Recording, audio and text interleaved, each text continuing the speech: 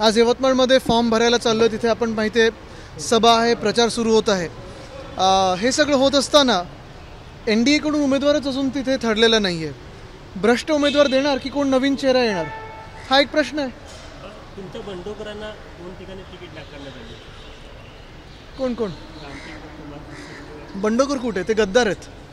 बंडखोर आणि गद्दारीमध्ये खूप फरक असतो आणि महत्त्वाची गोष्ट हीच आहे, आपण पाहतात की साधारणपणे आता 40 जे गद्दार होते त्यांनी पण पुढचा काय तो विचार करावा, कारण एकंदर आता चित्र स्पष्ट होत चाललेलं आहे की जिथे जिथे गद्दारी झालेली आहे तिथे लोकांनी नाकारलेलं। आणि भाजपचं देखील आपण पाहिलं, सरकार गेल्या 10 वर्षात केंद्रात असो आणि इथे काही वर्षांमध्ये जी कामं व्हायला पाहिजे होती, जी आश्वासनं दिली होती, कालच एप्रिल फूल डे होऊन गेला।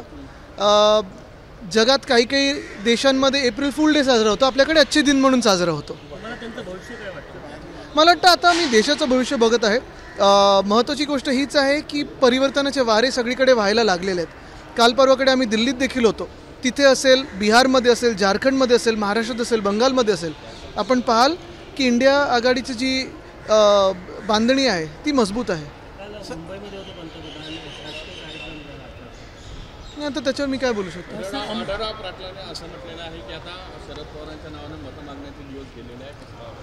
ते शिवसेना वाचवायला राष्ट्रवादी विरोधात लढत होते, आता काय झालं मग नक्की? आता हीच गोष्ट आहे ना की जे काही वर्षांपूर्वी काय काय जे बोलत होते, काही महिन्यांपूर्वी काही बोलत होते, काही दिवसापूर्वी काही बोलत होते, त्यांनी जेव्हा गद्दारी केली, आता कुठच्या पक्षात कोण कोण आहे हे लोकांना माहिती आणि लोकांसमोर हे चित्र स्पष्ट झालेलं आहे। बच्चू कडू काय तुमच्या संपर्कात आहे का? कारण की ते माहितीतून बाहेर पडण्याच्या मार्गावर आहे। मला वाटतं आम्ही थेट जनतेच्या संपर्कात आहोत आणि जनता आपण पाहाल आमच्या सोबत राहील। असं वाटत होतं की प्रकाश आंबेडकर तुमच्या संपर्कात सकारात्मक तोडगा निघेल। आपण एक पाहाल, या देशात लोकशाही संपत चाललेली आहे। थोडं माईक खालती घ्या, नाही तर माझा चेहराच दिसणार नाही। थोडं देशात लोकशाही संपत चाललेली आहे। संविधानाला मोठा धोका आहे आणि अशा काळात आम्ही सगळेच एकत्र येऊन जे लोकशाही संपवत आहेत, जे संविधान बदलायचे इच्छुक आहेत, त्यांच्या विरोधात लढत आहोत। ज्यांना कोणालाही आपल्या देशातली लोकशाही वाचवायची, संविधान वाचवायचं आहे, आमच्या सोबत राहतील। परभणीचे जे उमेदवार आहे बंडू जाधव यांनी म्हटलं की मला मागासवर्गीय आणि मुस्लिम मतांची गरज नाही, अशा पद्धतीने मला वाटतं आपण एक पाहाल की शिवसेना उद्धव बाळासाहेब ठाकरे हे सगळ्यांना सोबत घेऊन चालत आहे।